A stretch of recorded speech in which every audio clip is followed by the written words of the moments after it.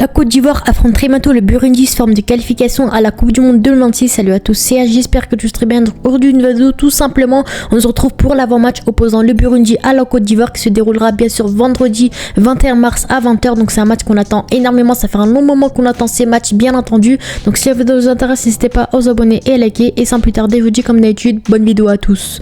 Donc voilà, vidéo assez intéressante où justement on va essayer d'analyser un petit peu les pronostics, quel compo on pourrait nous attendre, les formes actuelles des deux équipes et voir un petit peu la situation actuelle des deux équipes en ce moment. Donc déjà on va voir un peu le classement du groupe F pour ces qualifications. Donc on voit déjà que la Côte d'Ivoire, les tenants du championnat d'Afrique en ce moment, bien sûr qui sont premiers du classement avec 10 points, avec 3 victoires et un match nul, et justement le Burundi est troisième avec seulement 7 points, donc 3 points seulement derrière la Côte d'Ivoire. Donc bien sûr si le Burundi gagne ce prochain match, ils passeront potentiellement devant la Côte d'Ivoire. Donc clairement il faut absolument que la Côte d'Ivoire gagne ce prochain match si vraiment ils veulent espérer une qualification à la Coupe du Monde. Et derrière bien sûr on a le Gabon qui est très serré par rapport à la Côte d'Ivoire. Donc dans tous les cas, si la Côte d'Ivoire veut espérer garder leur première place, il faut absolument qu'ils gagnent ce prochain match. Donc bien sûr ça reste un match vraiment très important.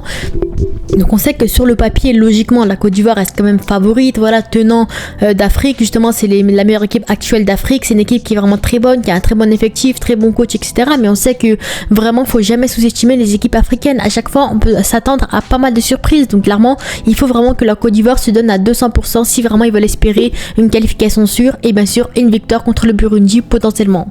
Donc on va déjà voir un peu la forme actuelle des deux équipes. Donc on voit déjà que la Côte d'Ivoire en ce moment est plutôt en forme, même si ça reste plus ou moins compliqué par rapport à ce qu'on pourrait s'attendre. On sait qu'ils ont gagné 4-0 le Tchad, défaite contre la Zambie et le Sierra Leone 1-0, victoire contre le Sierra Leone 4-1, contre le Tchad victoire contre la Zambie. Et donc en ce moment on voit qu'en 2024 c'était plus ou moins intéressant côté Côte d'Ivoire. C'est une équipe qui, on va dire, respecte, on va dire, son nom de champion d'Afrique parce qu'ils gagnent la plupart de leurs matchs malgré deux désillusions, deux défaites malheureusement incompréhensibles, mais la plupart du temps ils gagnent leurs matchs et c'est bien sûr mérité encore une fois. Et du côté du Burundi, c'est là où vraiment c'est plutôt compliqué avec quasiment que des défaites. Voilà, défaite contre l'Ouganda, contre le Sénégal, match nul contre le Malawi, défaite contre le Burkina. Donc on voit que c'est plus ou moins compliqué, quasiment même aucune victoire.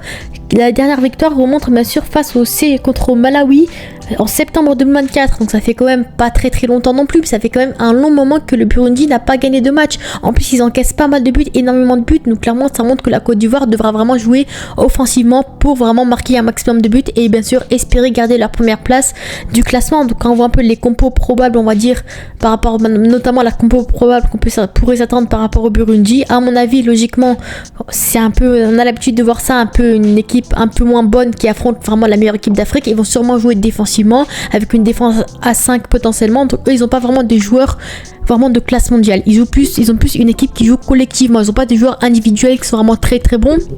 À part lui, il me semble qu'il joue à l'OGC Nice, il est titulaire indiscutable, il est plutôt intéressant, mais à part Ndaï Chimie, bah c'est plutôt compliqué. On voit sur le terrain, ils vont plus jouer défensivement, ils vont jouer sur les contre-attaques, et c'est surtout de ce côté-là que vraiment la Côte d'Ivoire devra vraiment faire très attention, bien entendu. Et quand tu vois un peu la liste de la Côte d'Ivoire et bien sûr la compo probable de la Côte d'Ivoire, on voit qu'il y a pas mal de noms qui sont arrivés de ce côté-là. Donc on voit que Haller a fait son retour également, Nicolas Pepe a fait son retour, on voit que Crasso est vraiment intéressant en ce moment au Paris FC, on voit que Adingra est présent également, on voit des Egbama qui a fait son retour en sélection, des Ahmed Junior Traoré, des camarades. Donc franchement il y a pas mal de changements dans cette liste et franchement j'ai hâte de voir ce que Emer Faye pourrait proposer, parce que avant que ce soit un match bien sûr de qualification, ça reste bien sûr un match de travail également. À mon avis dès maintenant Emer Faye va trouver la compo idéale pour la Côte d'Ivoire potentiellement pour la prochaine CAN qui arrive d'ici la fin d'année. Donc clairement je pense que Emer Faye bien sûr va jouer sur ce match pour entre guillemets entraîner son équipe, enfin sans manquer de respect, bien sûr trouver la compo idéale pour la Côte d'Ivoire, tester un peu ses joueurs, voir ses meilleurs joueurs,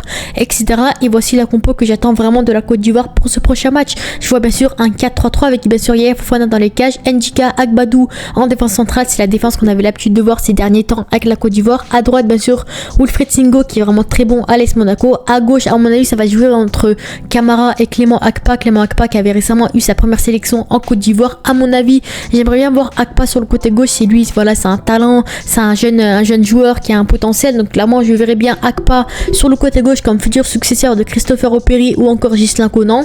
Milieu de terrain, je verrai bien sûr Jean Aoulou ou Gbamin, ça dépend. Il y en a certains qui me disent Gbamin c'est meilleur ou Aoulou. En tout cas, ces derniers temps, on a plus vu Aoulou appelé en sélection, donc il y a de plus de chances qu'on voit Aoulou en tant que titulaire, en tant que numéro 6, avec bien sûr Ibrahima Sangaré qui revient de blessure, qui a très peu de temps de jeu à Nottingham. J'ai pas vraiment compris sa sélection, mais en tout cas, il a été appelé, donc à mon avis, il y a plus de chances qu'on puisse voir Aoulou à ce poste-là. Bien sûr, Franck Kessié également qui a été appelé en tant que numéro 8 à mon avis, parce que malheureusement Seko Fofana n'a pas été appelé, donc à mon avis, il y a des chances qu'on voit Aoulou numéro 6, Kessié numéro 8 et bien sûr Ahmed Junior Traoré qui est très bon à la JOCR en ce début de saison. Il y a de grandes chance qu'on puisse le voir à ce poste là en tant que numéro 8, numéro 10 hybride pour un peu apporter offensivement un peu de supériorité numérique. Mais en tout cas voilà, c'est un peu la compo que j'attends. Adingra à gauche, Evan Guessant sur le côté droit avec Nicolas Pepe et Oumar Diakité, et bien sûr en pointe à mon avis Sébastien Haller sera titulaire. À mon avis Crasso mériterait plus parce qu'il est très bon en ce moment au Paris FC et c'est lui qui a beaucoup de temps de jeu en ce moment avec la Côte d'Ivoire. On verra bien, mais à mon avis franchement la Côte d'Ivoire a vraiment un effectif de fou encore une fois, donc j'ai hâte de voir tout ça, hâte de voir ce que Emers Faye pourrait nous proposer. Peut-être Evan Guessant en tant que numéro 9 parce que ça reste vraiment son vrai poste, et peut-être Nicolas Pepe à droite, ça dépend un petit peu, mais à mon avis c'est une compo qui pourrait être vraiment intéressante pour ces prochains matchs, pour bien travailler, pour trouver la compo idéale de la Côte d'Ivoire potentiellement pour 2025 potentiellement. Sur ce, n'hésitez pas à me donner vos avis en commentaire. Bien sûr, je vous donne bien sûr mon pronostic comme d'habitude. À mon avis, je vois la Côte d'Ivoire gagner ce match-là, peut-être 2-0, peut-être 3-0. Bien sûr, ça reste un match piège comme d'habitude, mais je pense que vraiment la Côte d'Ivoire a les armes qu'il faut bien sûr pour gagner ce prochain match, potentiellement peut-être 2-0, peut-être 3-0. À mon avis, la Côte d'Ivoire n'encaissera pas de but, enfin je l'espère. Voilà, dites-moi en commentaire vos pronostics, votre compo, etc. Sur ce, n'hésitez pas à vous abonner et à liker. À la prochaine. Ciao.